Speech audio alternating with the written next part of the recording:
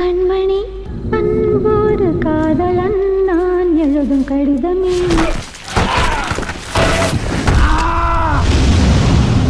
மனிதர் உணர்ந்து கொள்ள இது மனித காதல் அல்ல, காதல் அல்ல, காதல் அல்ல. அதையும் தாண்டி புனிதமானது, புனிதமானது, புனிதமானது.